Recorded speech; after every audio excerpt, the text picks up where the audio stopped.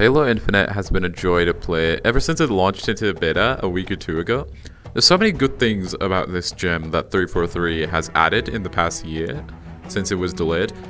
Ever since it was announced, people have been very skeptical about this game and how it would launch, and if it would be another Halo 5 or not. And after a whole 5 years of waiting, we've received one hell of a game. It's got so many good things going for it that sometimes it does overshadow the bad, but the problems with this game have been more apparent the more I play it. So today I'm going to talk about the progression, stability, and how I feel about the game. So without further ado, let's get into this review. Around 8 years ago, a somewhat known company called CD Projekt Red announced a new project. It was a game set in a cyberpunk dystopia riddled with crime. It was an RPG that looked very promising at the time. As they released their next game, The Witcher 3 Wild Hunt, they gained lots of critical acclaim due to its brilliant narrative, excellent side quest design, breathtaking visuals, and endearing characters. After that, the developers continued their development on Cyberpunk 2077, and the game looked really promising. It supported a large open world brimming with detail, a wide range of character customization, perk, and skill trees to really deck out your character in the way you wanted to, and a great and enthralling narrative that would provide emotional moments and points of bombastic action from start to finish. Safe to say, people were really excited for this game, and CD Projekt Red were marketing this to death. After many delays, the game finally released on December 10th, 2020, and here. A high rate of violence, and more people living below the poverty line than anywhere else.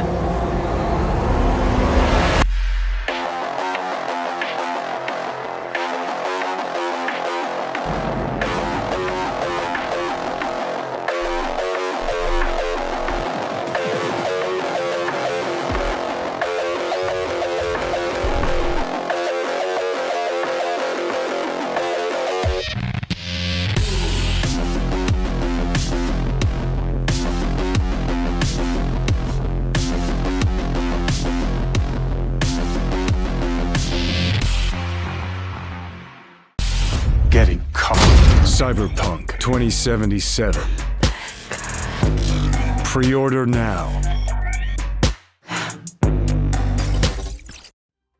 The game was a disaster, both financially and critically. Both CD Projekt Red's reputation and the cult following they had built up at that very point was burned that very day. And people were calling it a fucking masterpiece. For God's sake, I mean, come on, it's even nominated for Game Awards. Like, how fucking low can you get, you dipshit brainlets? I swear to God, these guys are the same people that flamed Kingdom Come Deliverance because the game had a quest where you become a monk and have to live the life of said monk in a monastery while uncovering its secrets. And these are the same people that complained about how long it takes to skin an animal in Red Dead 2. A game that focuses solely on immersion. What a load of donkey shit. There's so many good games out this year. Like, look at these. Any of these could have been nominated, but no, we need our Lord and Savior Cyberpunk because John Wick from fucking Toy Story played the role of a beloved character. Ah, yes.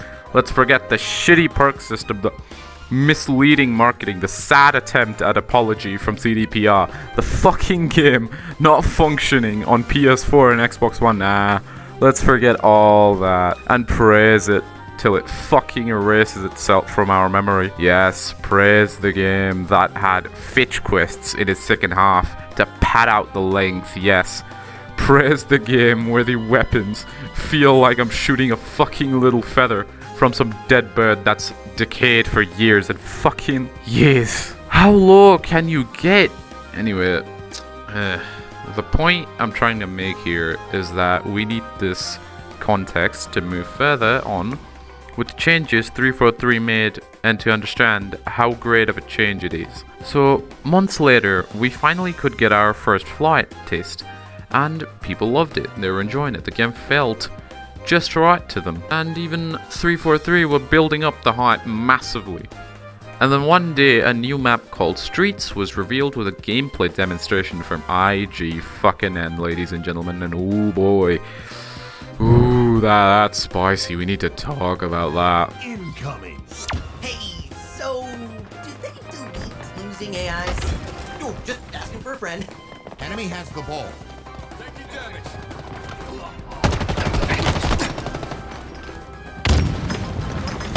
Good luck. We have the ball. Hostile carrier down. So, as you can see, this is a premature adult that filmed this for his fucking job out of anything else. I swear to God, someone just looked at this gameplay over at IGN and was like, "Boss, I think we shouldn't show this. It might destroy our public image even more than it already is." And then you have your fucking average Joe over there going, "Nah, put it down. That's how my kids play. It'll all work out."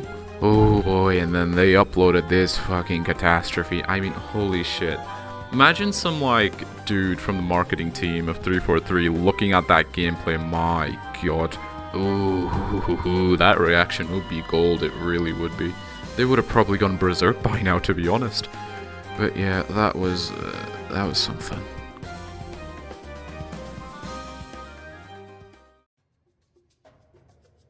Halo Infinite's gameplay consists of what makes the older Halo games so much fun and addicting to this very day. The way this game makes you feel is just something totally unique to Halo. You have weapons that sound really good and are incredibly well balanced, to my surprise. You have great maps that have legit, like, really good pathways and lanes and overall verticality to the map, so that when you're in an engagement, if you can, like, think of the best way to use the environment, then you're probably going to be the victor. The new equipment adds to the immense sandbox of Halo, and I especially enjoy the repulsor and the grapple shot. They're incredible tools, they truly are. They've also added sliding, which I was a bit worried about, but thankfully it's something to use only if you need a slight speed boost. And even if, like, the slide is about to end, it gets slower, so you can't just stand up and get the fuck out of there easily.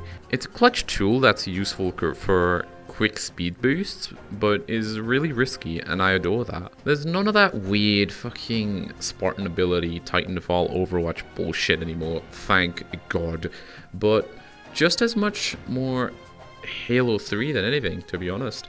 The fact that 343 showed great restraint to follow something that was, like, laid down by Bungie, rather than making something that belongs to someone else, their own. Once again, just like Halo 5, and they didn't do that, so that's pretty refreshing to see.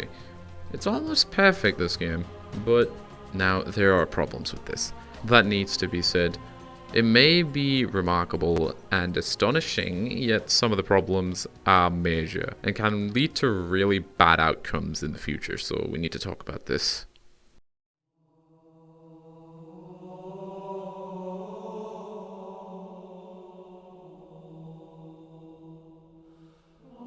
When you boot up Halo Combat Evolved for the first time, that feeling is etched into your memory. The slow, somber tunes of the first few minutes of the Warthog run, playing in the background as the camera pans around to show you the Halo ring. The vast space that looks really expansive and wondrous. You really feel like you're in for something mysterious, like being whisked away in a land that you know nothing of, yet you can still itch an image in your brain. The camera keeps panning around until a faint silence covers your ears. A few seconds later, it hits. That horn of battle, those loud drums of determination, and that feeling of a soldier, a warrior on a battlefield forced into a saga well worth experiencing. It's truly one of the best main menu sequences in any game I've ever seen.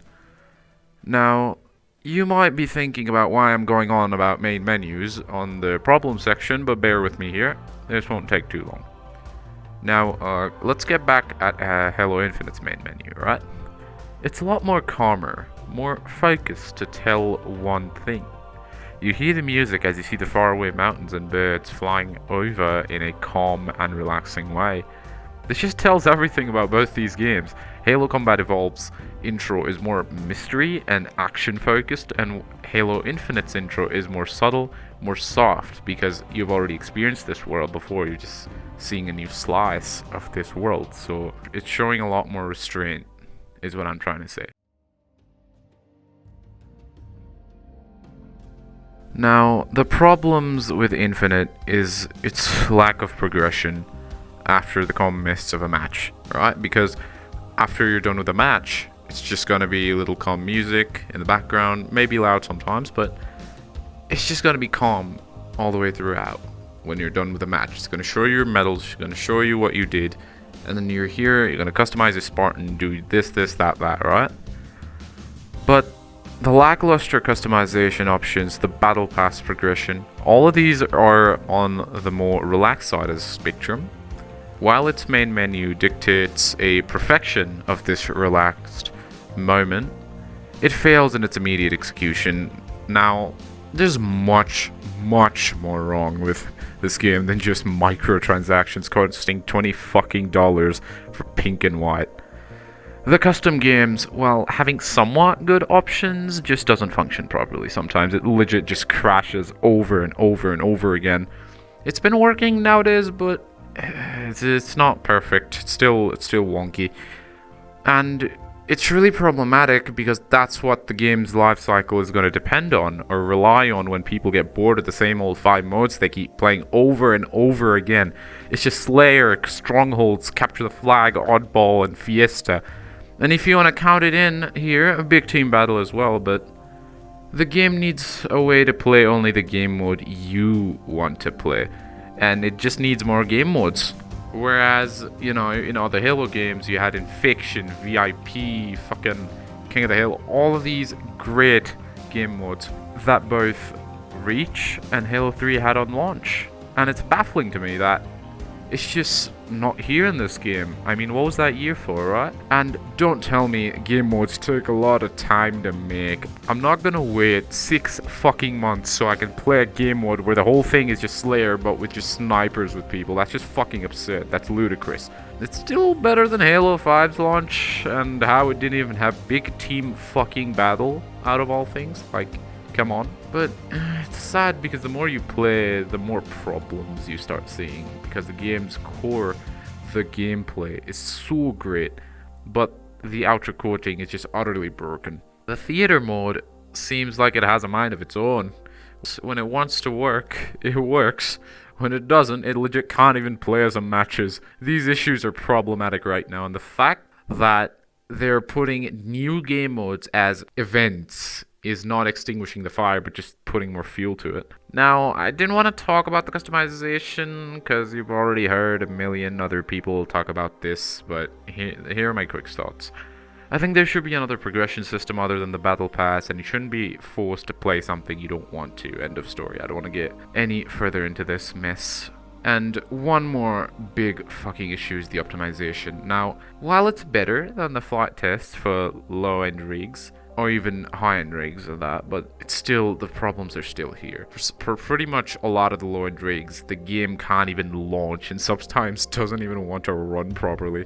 And for the love of God, why isn't there a full screen option? I mean, come on, a lot of people have issues with Borderless, right? As its frames are inconsistent as hell. And don't come at me with that DirectX 12 does not need full screen, it's gonna work the same way. That's bullshit. That's bullshit. That is pure fucking bullshit. Even if it doesn't, that can't mean you can just skimp out over the feature. For fuck's sake, I shouldn't have to talk about this. And there's some server issues, but nothing too major I've noticed. I've also been having this weird issue with the game automatically enabling HDR and there's no way to turn it off. And it just, the game looks fucking horrible. And Halo Infinite thinks I'm rich enough to get HDR and auto enables it. I mean, look.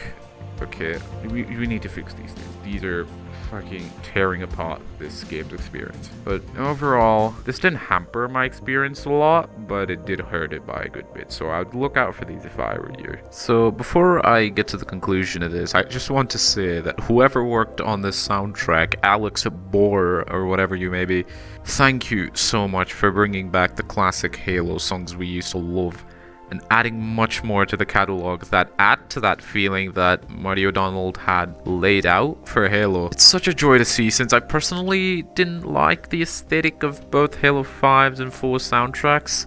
I mean, they were good songs, don't get me wrong, but they just didn't feel like Halo. But it's really refreshing to see them back again, and it brings back so much nostalgia from the past. It's something only someone who understands Halo can do, so thank you so very much for these songs. It's great.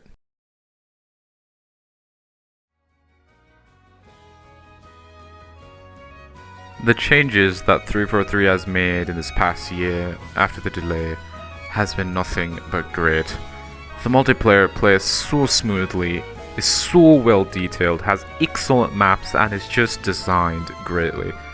But the major issues, the progression, the microtransactions, and lack of core Halo features scares me that as much fun as this is, it might not last as long. I really hope there are a lot of changes at launch, but if there aren't, the future does look very grim for this game. If we've learned anything from CDPR's disaster, is to never release a game that's unfinished. To end on a good note though, 343 has been very transparent about these issues and are planning to fix it, but I'm just not sure if they'll do it in time or not. Overall though, it's worth checking out, even if these issues are undermining what's a great experience under the hood. And I expect the same amount of understanding, the same amount of mastery in the campaign as well. Good luck 343, we're with you on this long journey to the bitter end. You may screw us over, you may make us pay for things that are absurdly expensive, but at the end of the day, you've made a really, really beautiful game.